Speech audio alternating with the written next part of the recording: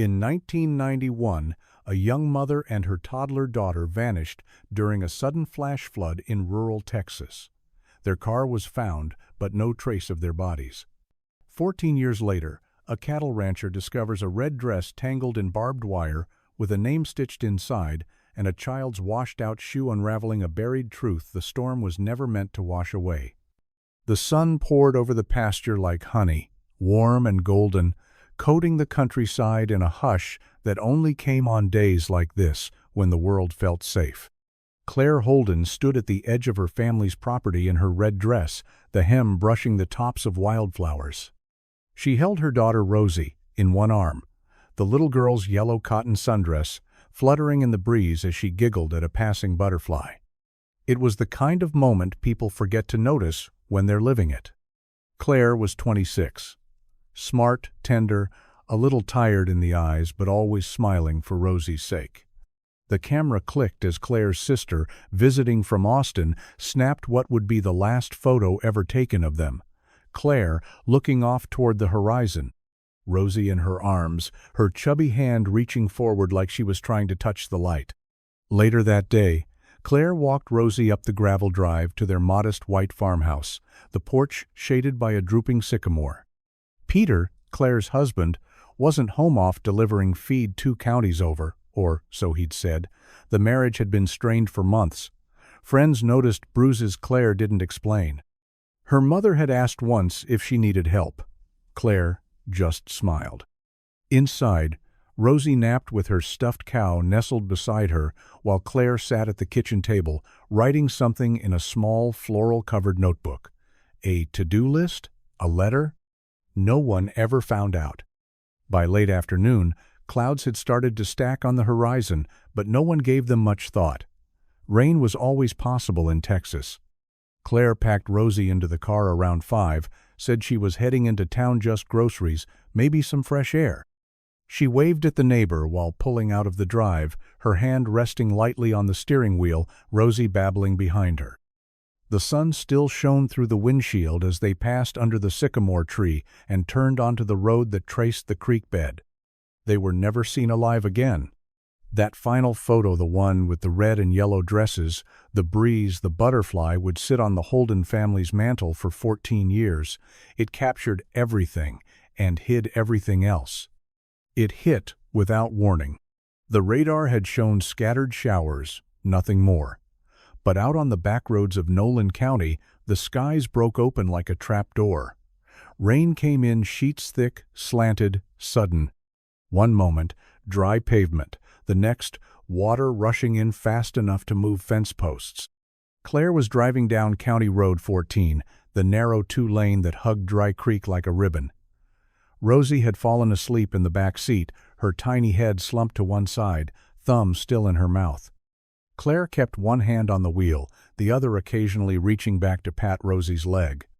She didn't see the warning signs. There were none. The bridge just past mile marker 22 had already given way under the pressure of the surge, but Claire didn't know. The radio crackled with interference, and cell reception was a fantasy out there in 91. What she had was instinct, and instinct wasn't enough. The floodwaters came roaring down from the hills, fed by a sudden cloudburst 15 miles upstream. It took less than 2 minutes for the quiet creek to become a current strong enough to lift a tractor. Claire's car hit standing water. Her tires lost traction. The engine whined, then went silent. Witnesses later said they saw a red sedan being carried into the trees by what looked like a moving river. No one could get close enough. By the time emergency services arrived, only debris remained: branches, broken fencing, part of a baby shoe floating near the culvert. The rain hadn't stopped. Hours later, search crews found Claire's car jammed against a thicket of cottonwoods, half submerged and wrapped in wire and limbs like the woods were trying to hold it there. The doors were open. The baby seat was empty. But Claire and Rosie were gone. It was too dark to keep searching, too dangerous. The current hadn't slowed. Dogs couldn't track in rising water, and the mud swallowed footprints as fast as they were made. A rescue team found Claire's purse caught in a tree limb downstream. Inside, her wallet, keys, grocery list, and a receipt for milk and juice. Rosie's pacifier was still clipped to the strap. And the storm kept coming. By dawn, the rain had slowed, but the land was drowning. Fields were underwater, fences twisted like ribbon. Entire sections of road had collapsed into sinkholes. Rescue crews returned at first light, combing the woods and creek beds with boats and long poles, pushing aside branches and sodden debris in search of anything that might lead them to Claire and Rosie. The red sedan was still there, nose first in the brush, its rear bumper sticking out like a tongue from the trees. One door was wedged open by a fallen log, the other hung slack. Mud had filled the footwells. Claire's purse and a crushed diaper bag had been found the night before. Now they hoped for more.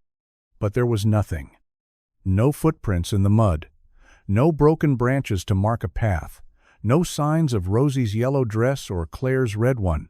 It was as if the river had opened up, swallowed them whole, and closed again without a ripple.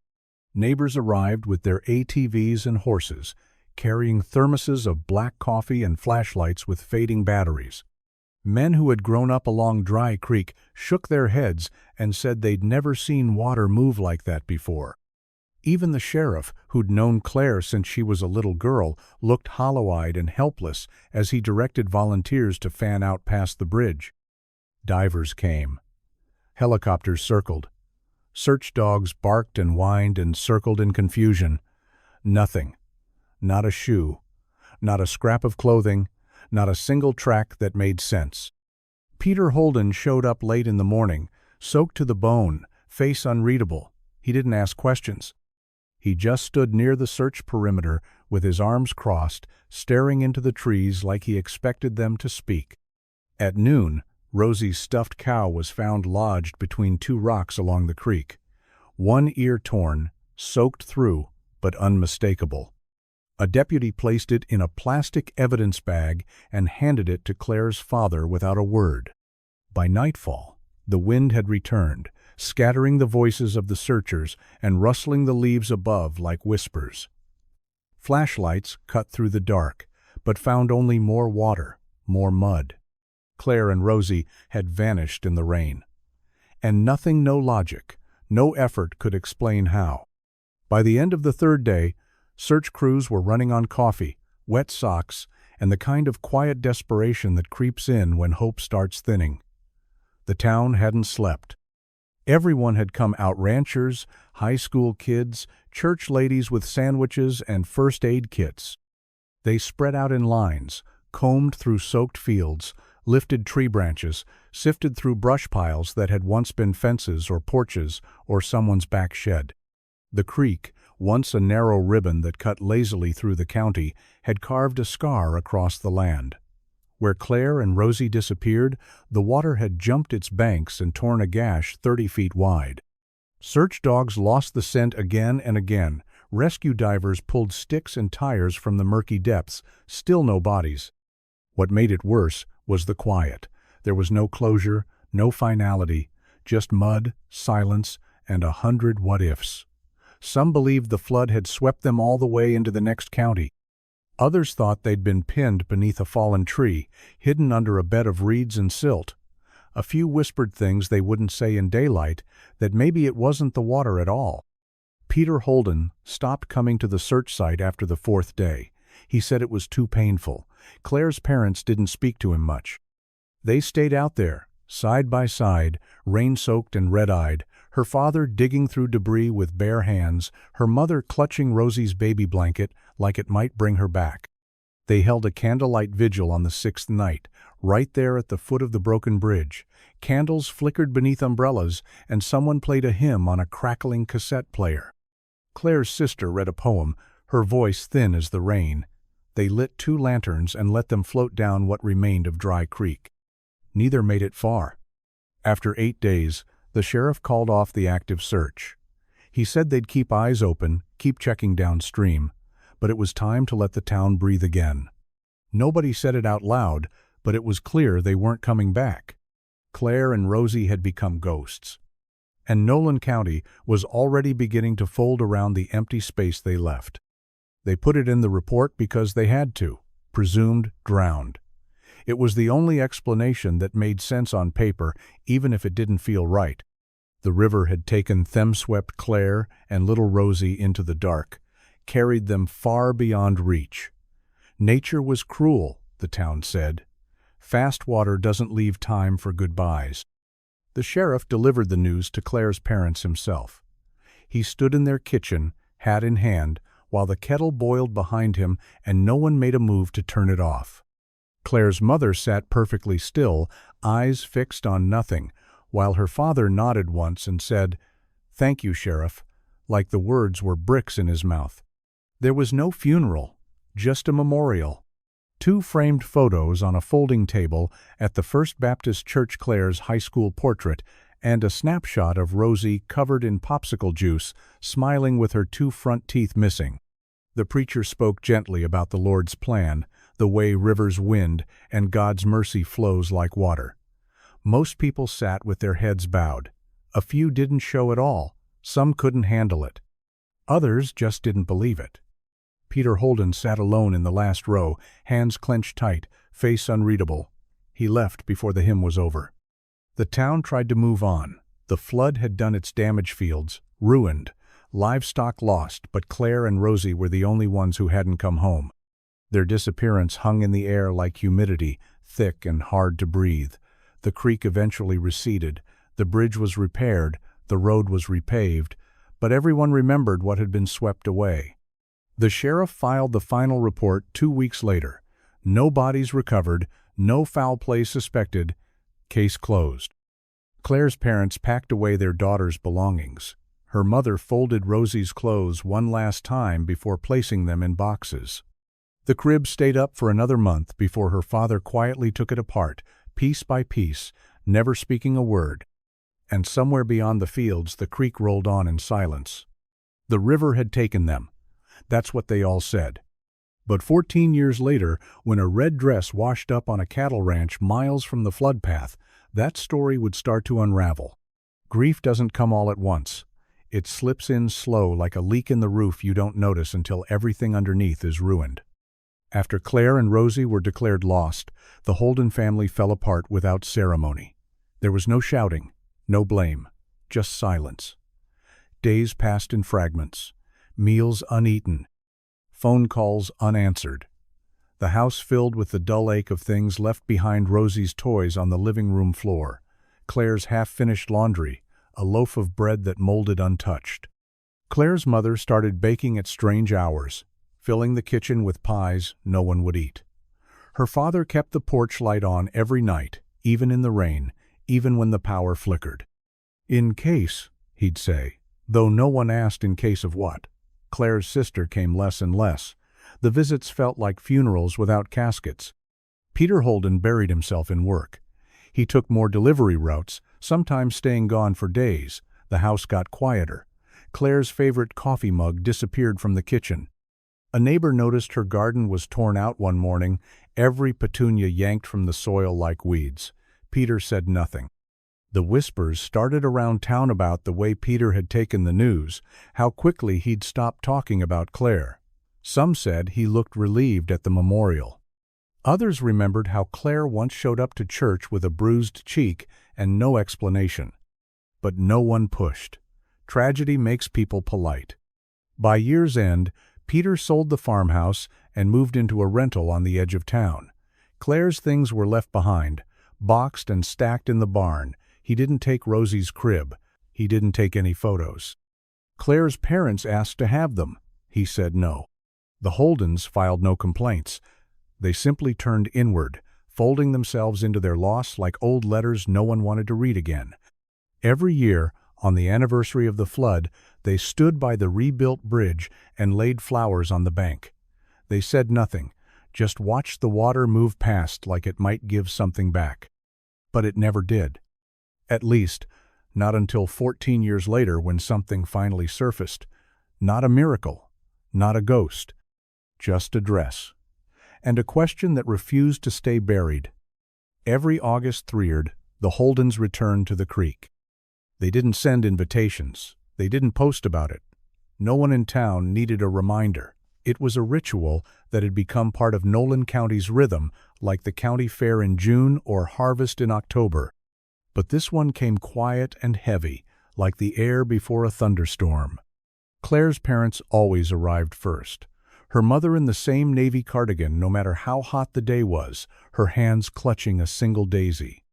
Her father walked slower each year, always carrying the same picnic chair he never sat in. They never spoke much. Not to each other, not to the few who sometimes stopped by. They just stood at the water's edge, where the old bridge had once been, now replaced with something safer, wider, duller. Peter came less frequently. The first few years, he showed up late and left early, standing behind a tree or off near the gravel road. But as time passed, even that stopped. By year 5, he was gone entirely. No one said it out loud, but Claire's mother always looked once over her shoulder just to see if he might come. The town treated the day with a kind of reverence. Storefronts dimmed their lights. The sheriff stopped by quietly, his cruiser parked near the edge of the pasture, engine ticking. No speeches. No candles, just silence, as if to say, yes, we remember, yes, we're still sorry. Claire's sister stopped coming after she had her first child. Too hard, she said. Too much. She mailed flowers instead. And always, someone placed a tiny yellow bow on the railing of the bridge. No one claimed to do it. It just appeared every year, rain or shine. Rosie's favorite color. No bodies were ever found. No markers ever placed.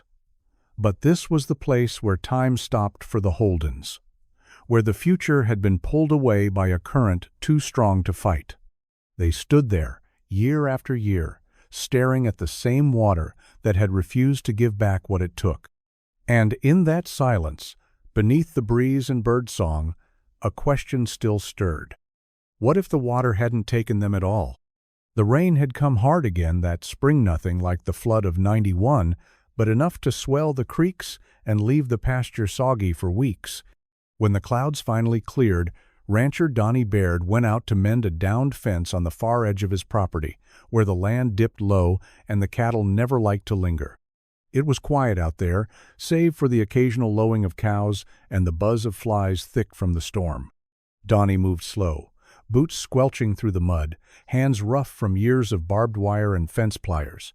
He was just about to cut a length of wire loose when he saw it something tangled in the lower strands, half hidden in the grass and muck. A scrap of fabric. He thought it might be trash at first, but when he bent down, he saw the color dull, but unmistakably red. He pulled it loose gently, careful not to tear it, and held it up. A small dress, faded, soaked, torn in places, too small for a grown woman. A child's, maybe 3 or 4 years old. Next to it, partly buried in the mud, were a pair of tiny sandals, the buckles rusted and worn, one strap missing entirely. Donnie stood there for a long time, holding the dress, staring down at the prints his own boots left in the mud. The fence in that corner hadn't been touched in years. Nothing grew right there. Cattle avoided it, and he'd always just chalked it up to a bad patch of land. He brought the items home in a feed sack, set them on the porch railing, and called the sheriff. His voice was quiet on the line, but steady. "I found something I think you need to see." When the deputy arrived later that afternoon, Donnie didn't say much, just led him to the sack and said, "That wasn't no trash. That was someone's little girl." The deputy didn't argue. He just looked at the dress, then at the boots of the man who found it, and nodded. What neither of them knew, yet what no one knew, was that inside that faded collar, barely visible anymore, was a name, stitched in thread. Rosie H. The dress was laid out flat, under the harsh light of the evidence room, the fabric still damp around the seams. A forensic tech brushed away dried mud with a soft toothbrush, slow and careful, as if afraid it might fall apart in her hands. It had been a long time since anyone had handled something so fragile with this much weight. The sandals were placed beside it, their soles worn almost smooth, the right one still holding a bit of gravel from the pasture. To anyone else, it might have seemed like just another lost item, tragic remnant of a child caught in a storm. But then the tech found the stitching. Tucked beneath the collar of the dress, where the fabric had frayed but not split, was a name sewn in red thread. Uneven, but deliberate. Done by hand. The kind of stitching a mother does, not a factory. Rosie H. She froze, blinked, then reached for the cold case binder already laid out beside the table. Claire and Rosie Holden. Vanished in the flood of '91. No bodies recovered. Dress descriptions included in the original report. Rosie, red dress, yellow buttons, white sandals. She called her supervisor. Within the hour, the dress and sandals were logged into evidence as possible remains linked to a missing person. A DNA kit was ordered. Claire's parents were contacted and asked gently to provide new swabs. Claire's mother came in the next day. She held the dress in her lap, gloved hands shaking, breath catching when she ran her fingers over the tag. "I stitched that," she said softly. She had 3 like it, but this one was her favorite. They didn't need the lab results to know what they already felt in their bones. The tag wasn't just a name. It was a voice, returning after 14 years of silence. Detective Naomi Vickers had only transferred to Nolan County 6 months earlier. She hadn't grown up with this story the way the locals had. But when she saw the dress, heard the name, and read the case file, she felt it like gravity. It wasn't just a flood. It wasn't just a tragedy. Something else had happened. And Rosie had waited all this time for someone to ask why. Detective Naomi Vickers sat alone in the dim records room, the hum of the overhead lights ticking like a slow metronome. The case file was thicker than she expected, dusty but intact. Claire and Rosie Holden missing, presumed drowned, 1,991, dozens of witness statements, photos from the search, terrain maps stained with water damage, and a final report stamped closed in red ink. She pulled the red dress from its evidence sleeve once more. It had dried stiff, the collar still puckered slightly where the name was stitched, Rosie H. That tag had done what no one else could for 14 years. Reopen a case long since filed away as an act of God. Vickers had only known the Holdens by reputation. People still spoke of Claire in hushed tone, a sweet girl, didn't deserve what she got. Rosie was a name etched into candlelit memorials, whispered at Sunday school, her face frozen forever in a yellow dress on missing posters that no longer hung anywhere. But now, the past had cracked open. Vickers filed the paperwork within 24 hours. Active investigation, potential homicide. The dress and sandals were sent to the state lab for accelerated DNA testing. She brought in Claire's parents for fresh interviews, this time not as grieving kin, but as witnesses. There was more in their eyes now than sorrow. There was the quiet hope of answers. Claire's mother handed over a photo album, shaking as she flipped to a page. "That's the dress," she said, voice breaking. "That's her in it. It was taken 3 days before the flood." The resemblance was exact. Same red fabric, same tiny buttons, same hem. Claire had shortened herself because Rosie tripped on it too often. Vickers marked the dress's discovery location on a new map, 11.2 miles west of the flood zone. The flow model from 1,991 had claimed water moved southeast. This location didn't match that at all. Something was off. She pinned a photo of the dress to the board above her desk, beside Rosie's smiling face. This wasn't closure. This was the beginning. Because floodwaters don't bury things in barbed wire. And a dress doesn't survive 14 years unless someone meant for it to be found. It had clung to the wire like it had been waiting. After 14 years of rain, wind, drought, and grazing cattle, the dress was still there, tattered but whole, tangled in rusted barbs like a flag caught in the fence line. No one could say exactly how long it had been there. Long enough for the red to fade, long enough for the seams to weather, but not so long that it disappeared entirely. Detective Vickers visited the pasture where it was found. The rancher, Donnie Baird, showed her the spot himself, standing in the high grass, hat in hand. "Cows wouldn't go near here," he said. "Not for years. Always figured it was something in the soil. Never thought it might be—" He trailed off. The ground was soft, uneven, a natural dip in the land, choked with mesquite and brush. To the untrained eye, it was just bad grazing land. But to Vickers, it was something else, entirely, a place something had been left and forgotten. She crouched by the fence and ran a gloved hand over the barbs where the dress had caught. One strand still clung to a shred of the fabric. Time had tried to erase it, but not well enough. The dress had held on. Back at the station, forensics confirmed what Claire's mother already knew. The fabric's weave matched Rosie's other clothing. Trace mineral deposits in the mud clinging to the hem didn't match the creek bed from the 1991 flood. They matched the sediment from the hills near the ranch. It hadn't been washed there. It had been buried. Vickers went quiet when the results came in. The weight of it settled on her shoulders slowly, like dusk crawling over a field. This wasn't a child lost to nature. This was a child lost to something else, something that wanted her hidden. And yet, the dress had found its way to the surface. Maybe a storm had pulled it loose. Maybe the earth had finally given it back. Or maybe, in some quiet, inexplicable way, Rosie had never stopped reaching out. The dress hadn't just survived. It had endured. And now, it had spoken. Detective Vickers laid the old flood maps out across the table, pages curled at the edges and stained by age. The original 1,991 diagrams had been hand-drawn based on field estimates and a rough understanding of watershed flow. Back then, modeling software was primitive. The flood had been fast, erratic.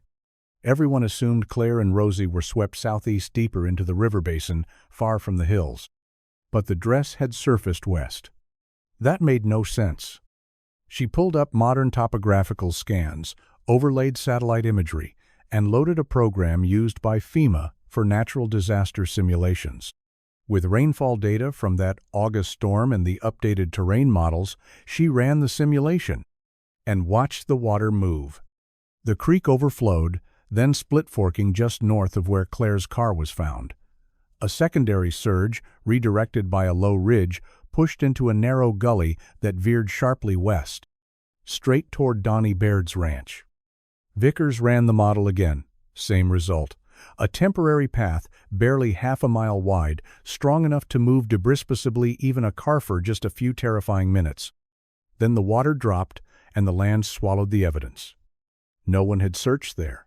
Not in '91. Not ever. She printed the new maps and pinned them side by side with the originals. The difference was striking. The search had gone in the wrong direction from the start. Everyone had trusted the old assumptions. But the storm hadn't cared about logic. It carved its own truth into the land. The dress hadn't traveled 14 years downstream. It had been close the whole time, just hidden, covered by soil, brush, and memory. Claire's father came by the station later that day, responding to Vickers' request. She showed him the revised maps. He studied them without speaking, lips pressed into a line. "I always wondered," he said finally, "if we just looked in the wrong place." She nodded. "You did everything right. The storm. It fooled everyone." He stared at the red X she'd drawn over the pasture. "Then maybe now it's time to look again."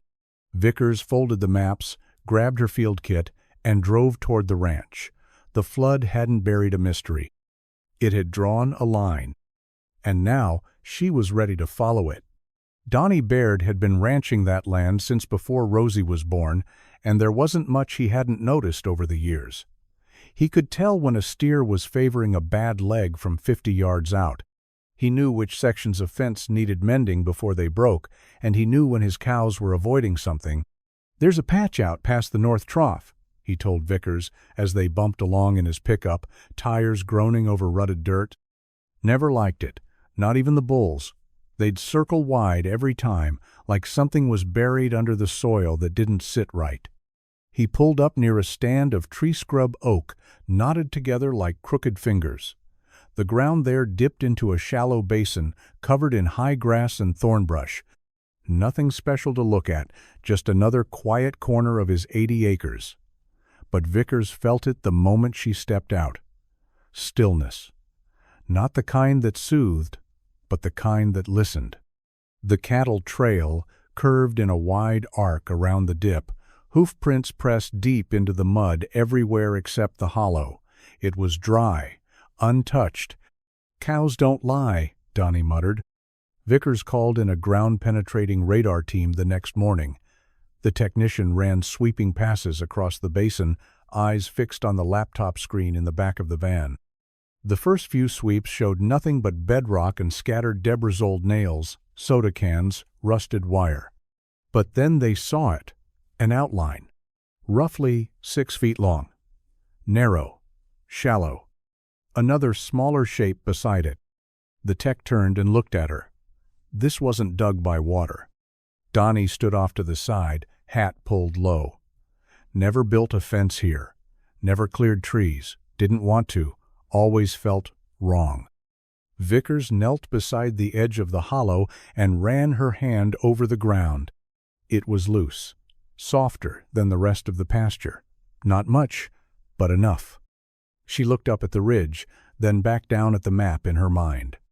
This wasn't a washout. It was a grave, hidden just deep enough to let the flood take the blame.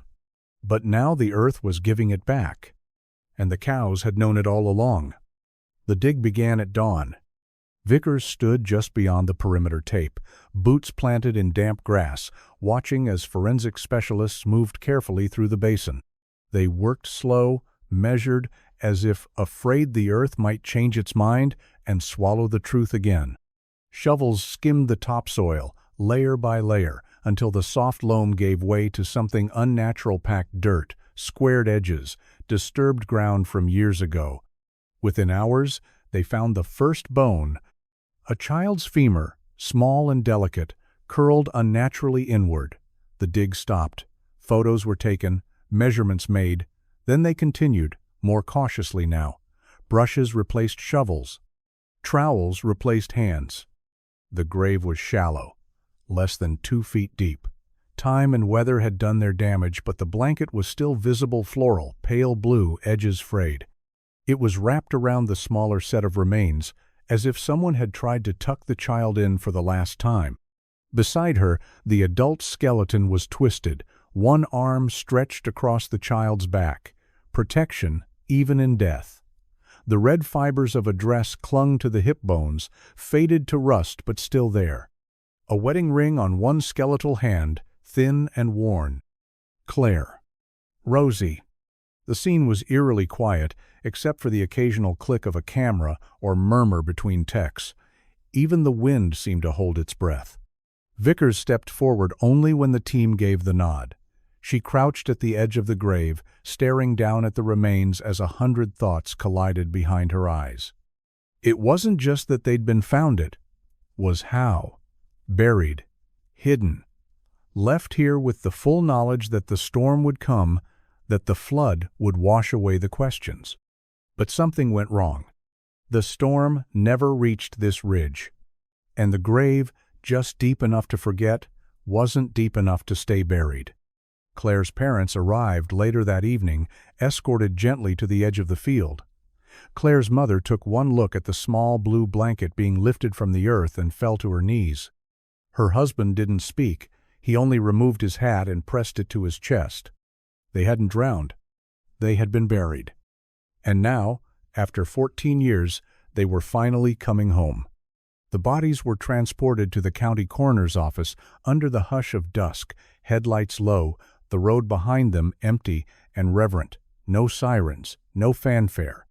Just a slow procession, as if the land itself had paused to watch them leave. Inside the sterile walls of the lab, Claire and Rosie Holden were pieced back together by gloved hands and quiet professionals. The blanket had protected Rosie's bones more than expected. The delicate structure of her skull still held, though time had stolen everything else: her curls, her dimples, the laughter everyone remembered. Claire's remains told a harder story. Fractures on the ribs, a sharp impact to the side of the skull.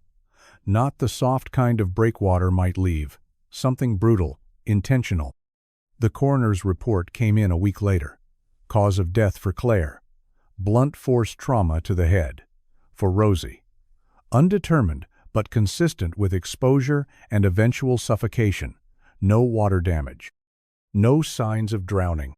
They hadn't been lost to the flood. They had been buried before the rain came. The community's reaction was a wave-first disbelief, then sorrow, then the slow boil of anger that comes when a tragedy turns into something darker. The story they had all told themselves for 14 years, that a mother and child had been claimed by nature, was shattered. Vickers drove out to Claire's parents' home herself. She didn't bring a deputy, no uniform, just the report and her presence. She handed them the paper, but they didn't need it. They already knew. She tried to run, Claire's father said, voice hollow. She told me once, if anything happened, she'd take Rosie and go.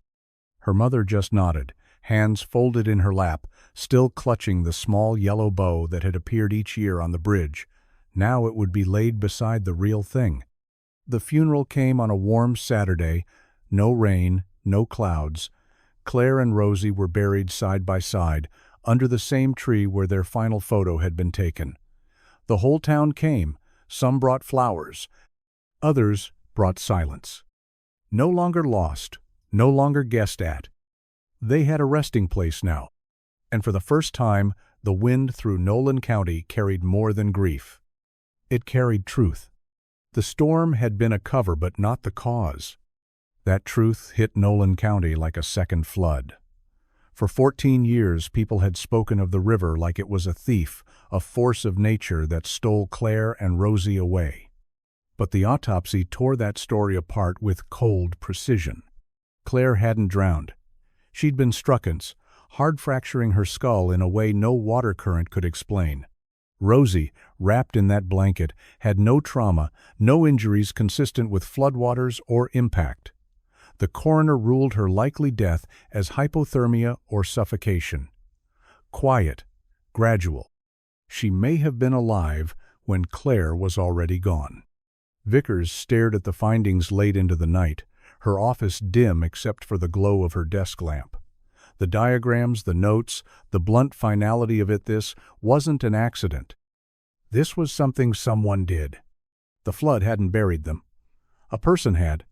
She went back through every interview, every report, every thread that had gone slack in 1,991. One detail stood out now with sharp clarity. Claire's car had been found with the doors open. Not forced open, not torn by the current. Just ajar. Like someone had left in a hurry, hadn't been alone. She revisited Claire's phone records. One call placed the night before the storm, to her brother. 3 minutes. No details recorded, but Claire's brother had told them then and again now that Claire had mentioned leaving. She said she couldn't stay, that she was scared. Back then, it was chalked up to nerves. Now, it read like a warning. Vickers highlighted the timestamp, August 20, 10:40, 7 p.m. Claire had made a plan. But someone had stopped her. The rain had come just in time to take the blame, to wash away footprints, to give Nolan County something to mourn that didn't require suspicion or guilt. The river became the villain. But the river didn't swing a weapon. The river didn't dig a grave. Claire had tried to save her daughter. And someone close had made sure she never got the chance. Now Vickers knew what the river had hidden. But she still didn't know who had buried the truth. Not yet. And she was ready to ask. The feed store hadn't changed much since 1991. Same peeling white paint, same hand-lettered signs in the window, same chime on the door that rang when Detective Vickers stepped inside. The air smelled of grain and old wood, the kind of place time didn't bother with. Behind the counter sat a man in his 70s, cap tilted back, eyes sharp despite the years. "I remember that storm," he said before she even asked. Worst one I'd seen back then. Roads washed out, folks stranded at the diner for hours. She laid a photo on the counter, Claire Holden, smiling, Rosie on her hip. Do you remember seeing her that day? Or anyone unusual? He leaned in, squinting. Her? No. But I remember him. He didn't have to say the name. Vickers knew where he was going. Peter Holden came in that next morning, right as the storm let up. Covered in mud. Said he needed gloves. Bleach, too. Big jug of it. Vickers' pen paused mid-scratch. Bleach? Yep, said something about fixin' up the barn, but he didn't look like he'd been fixin' anything. Had a scrape on his cheek. Shirt was wet, like he'd been out in it longer than he should have. The old man tilted his head, thinking, I remember, 'cause he was short with me. Not rude, just distant. And I saw a dark stain on the side of his truck when he pulled out. Thought it was rust. Now I'm not so sure. Vickers felt the hair on her arms rise. Did anyone else see him? Billy, the kid who used to bag feed. He's out in Abilene now, but he talked about it for days.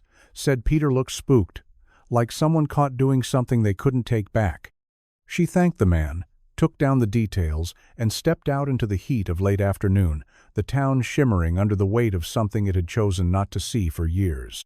The pieces were falling faster now. Peter had been there, that morning, while search crews were just beginning to comb the banks with bleach, gloves, and a truck he tried to wash clean. The river didn't take Claire and Rosie, but someone made sure the river took the blame. Peter Holden answered the door with a cautious half-smile, the kind worn by men who've learned to stay neutral no matter what's coming.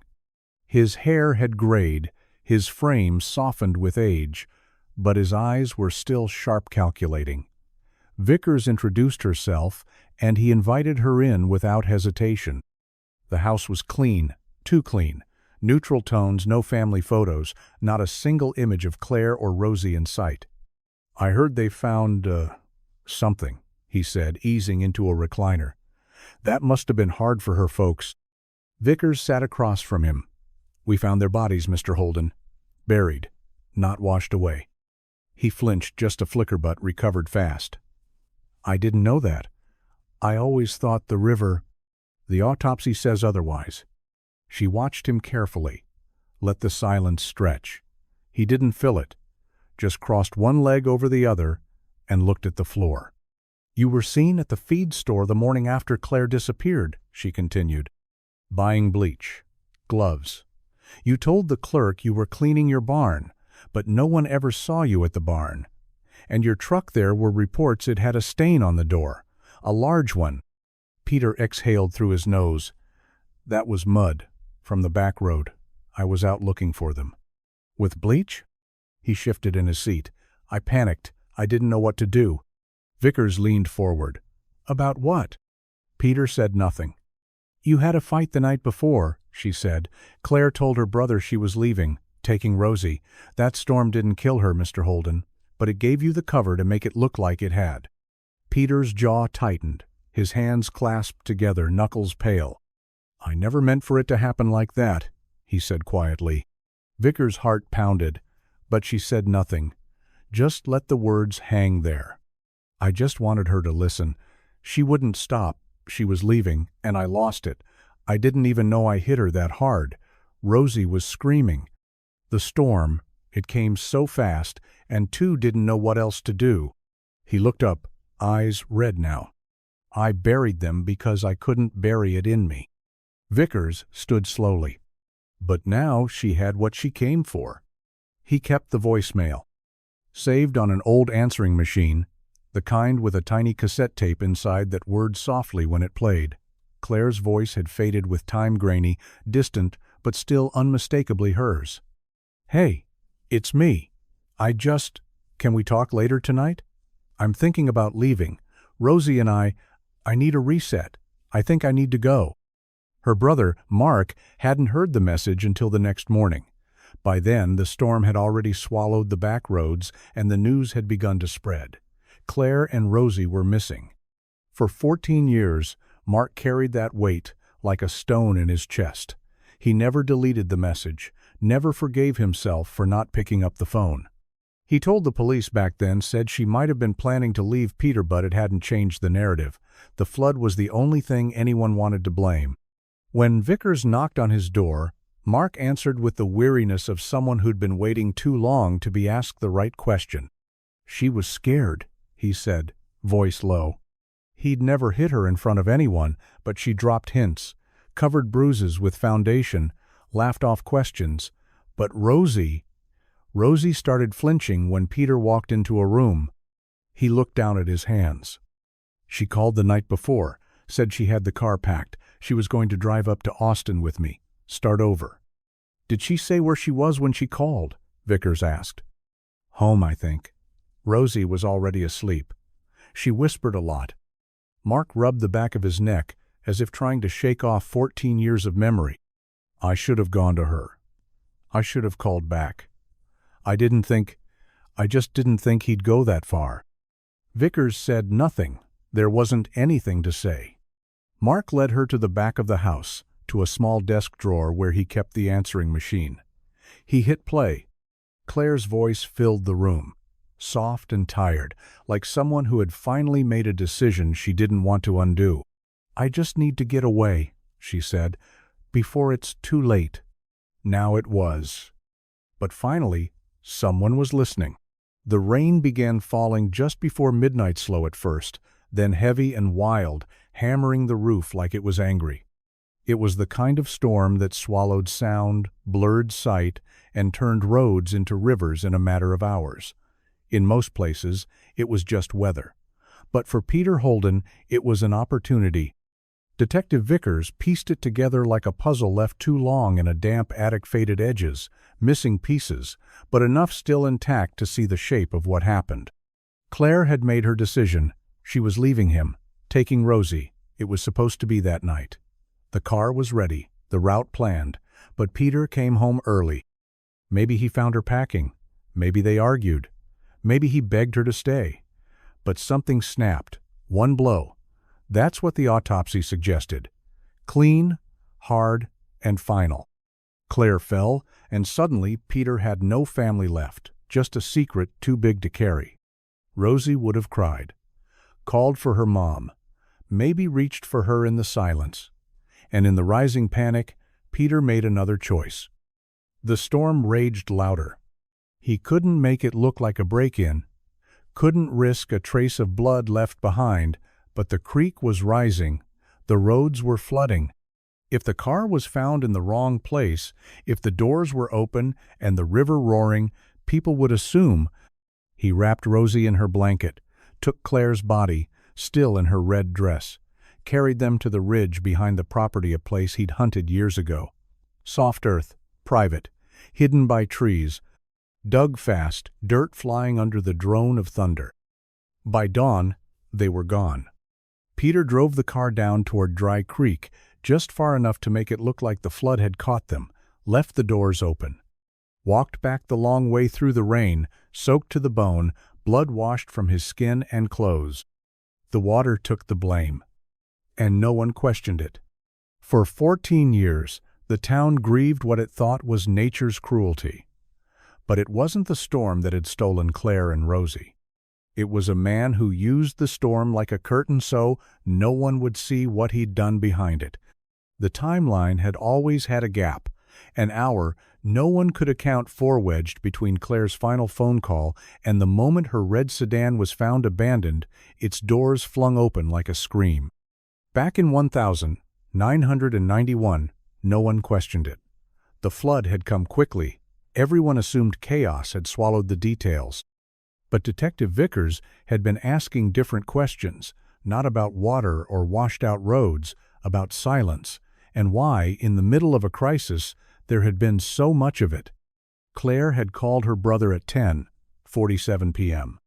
Peter was seen at the feed store just after 7:00 a.m. The car was discovered at 5:52 a.m. by a ranch hand heading out before sunrise. But between 11:00 p.m. and 1:00 a.m., nothing. No sightings, no calls, no signs of movement from anyone in the Holden house.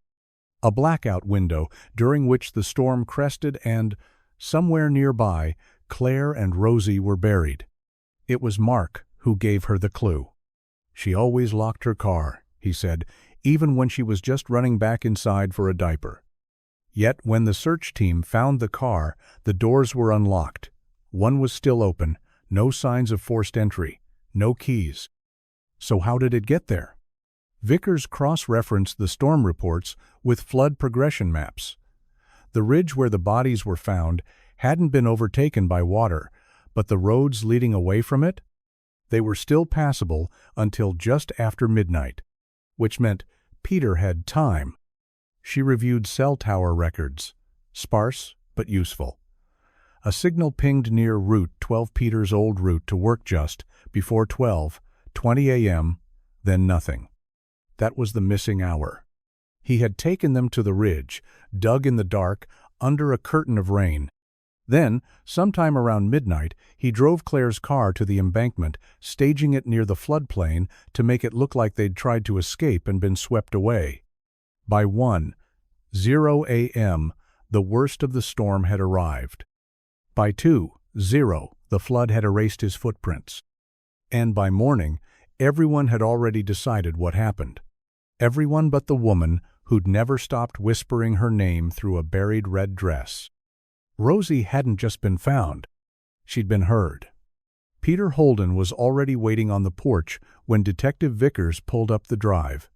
He sat in a plastic lawn chair, a mug in his hand, steam curling from the top despite the heat. His expression was unreadable, part resignation, part defiance, like a man who knew the knock was coming and had decided long ago how he'd meet it. Vickers approached without a word, the gravel crunching beneath her boots. She stopped at the bottom step, met his eyes, and held out the folder. "I need you to read this." Peter didn't move at first. Then, with slow precision, he set down his coffee, took the folder, and flipped it open. Inside were photos, the dress, the blanket, the shallow grave. Beneath those, the autopsy reports. One for Claire, one for Rosie. When he reached the photo of the grave, his hand faltered. Not enough to look like guilt, just enough to reveal memory.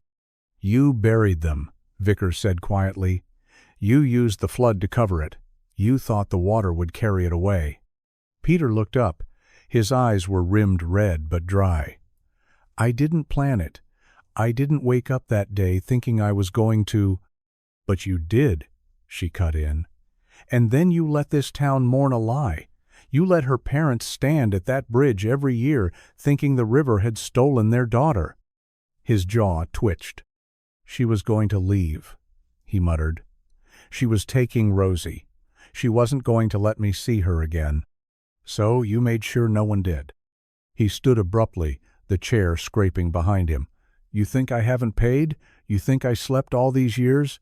Every time I closed my eyes, I saw that blanket. I heard Rosie crying." Vickers stepped forward, steady. "Then maybe it's time someone else heard it too." The deputies emerged from the patrol car. Peter didn't resist. He just looked back at the house, once at the door that would never open for Claire, at the windows that never showed Rosie's face, and then lowered his head. As they took him away, the wind picked up, brushing past the trees like breath. This time, the storm wasn't hiding him. It was clearing the air. The recording began with a low hum, the sterile buzz of the interview room's fluorescent lights, and then Peter's voice cracking open like an old door no one wanted to walk through. He sat alone across from Detective Vickers, hands folded on the table, wrists bound in cuffs. No lawyer, no protest, just the weight of time pressing down. "I didn't mean to kill her," he said. "I swear to God, I didn't." Vickers didn't respond. She just let the silence settle, giving his words space to rot or reveal. "She told me she was leaving," Peter continued. "Said she'd packed Rosie's things, that she was going to Austin, to her brother's. I told her she was overreacting, that we could work it out." He exhaled, slow and hollow. "But she didn't want to talk, just kept throwing things in a bag, wouldn't look at me. Said Rosie had started asking why Daddy yelled so much, said she couldn't watch her grow up afraid." His voice cracked then, not in grief, but in something closer to shame. I grabbed her arm, just to stop her, just to make her listen. She pulled away. She was always so fast to leave the room, so quick to run, and I— He stopped, stared down at the table. I don't even remember picking up the lamp. He tapped one finger softly against the metal surface. One hit, that's all. She dropped. I thought she'd stand up. I waited. I waited almost a minute before I realized she wasn't breathing. Vickers asked gently, "And Rosie?" Peter shook his head. She was in the hallway, just watching. I tried to pick her up, she screamed. Wouldn't stop. I held her too tight. Maybe I don't know how she— His voice broke. By the time she stopped, the rain had already started. He looked up, eyes rimmed with years of silence. I thought the flood would cover it, that no one would ever question, and they didn't, not until now. Vickers stopped the recorder. There was nothing left to say. Claire had tried to leave. Rosie had followed. And Peter, in his desperation, had made sure neither of them ever saw morning, until the earth gave them back. The courtroom was small, but it held the weight of something much larger. Locals filled the benches in silence, hands folded, eyes forward, like church on a hard Sunday. Claire and Rosie's faces had returned to the headlines, not as a tragedy of nature, but as a story of betrayal, of justice long denied. Peter Holden sat in a beige suit provided by the county jail, thinner now, older, stripped of the pride he'd once carried like armor. When the judge read the charges, second-degree murder for Claire, involuntary manslaughter for Rosie, he didn't flinch, didn't cry. Just nodded slightly, as if he'd been rehearsing that moment for years in his head. Claire's parents sat behind the prosecution table, hands clasped. Her father hadn't spoken to the press, hadn't given interviews. But when Peter turned to look at them, he shook his head once. Not in anger, just the quiet rejection of a man who had nothing left to say. Peter pled guilty. No trial. No spectacle. Just a single sentence from him before the judge declared the punishment. "I was weak," he said, "and I've carried that weakness every day." He was sentenced to 36 years citeen for each life. A symbolic gesture, but one the town could accept. Outside, the sky was overcast, the threat of rain hanging above Nolan County again. But it didn't come. Not that day. Detective Vickers stood near the courthouse steps as the crowd filtered out, some with tears, some with relief. One woman placed a single daisy on the steps before walking away. Claire's favorite flower. Closure wasn't a clean word, Vickers thought. It didn't undo anything, didn't rewind time or fix the hole in a mother's chest. But it was something, a line drawn in the dirt. A name spoken aloud after too long buried. She drove by the pasture on her way home. The fence had been mended. The grass was starting to grow back. But the memory of the dress faded red, tangled in barbed wire still lingered. This time, it wouldn't be forgotten. Not by the earth. Not by those who had waited. And certainly not by the wind that had carried their story home. The dress was never meant to survive. It should have rotted in the soil, swallowed by the years and storms, broken down thread by thread until nothing remained. But somehow, it had held on. Tangled in rusted wire, stiff with mud, faded to the color of old blood, but still there, still stitched with a name. Rosie H. Claire's mother asked for it after the trial. She held it gently, gloved hands trembling as she lifted it from the evidence bag. She didn't cry. The tears had come long ago, back when they lit candles on the bridge and watched the river for signs it never gave. Now, there was only quiet, reverence, a strange kind of peace. She washed it by hand in a basin in her backyard, the same way she used to wash Claire's baby clothes. Warm water, gentle soap, slow motions. The red deepened slightly under the suds, as if waking up. The stitches held. They buried it in a small wooden box, beside the new headstone that bore both names Claire Louise Holden and Rosie Hannah Holden beneath the sycamore tree they used to picnic under. The stone was simple, but carved with care. Below their names was a single line: "She tried to run, and the wind carried her home." The town came quietly that day, not to mourn again, but to witness something made right. Children placed daisies on the grass. Neighbors who once believed the river was to blame bowed their heads, silently thanking the earth for giving the truth back. Detective Vickers stood at the edge of the gathering, hands in her coat pockets, eyes on the sky. The clouds were soft and thin, and a warm wind moved through the trees like breath. She thought of how it started, one torn dress in the wire, half hidden by mud and time, a detail small enough to overlook, but loud enough to break the silence that had ruled for too long. It hadn't been forensics that solved it, not maps or machines or even a confession. It was the dress, clinging to rust, whispering a name, waiting for someone to listen. And now, Rosie was home.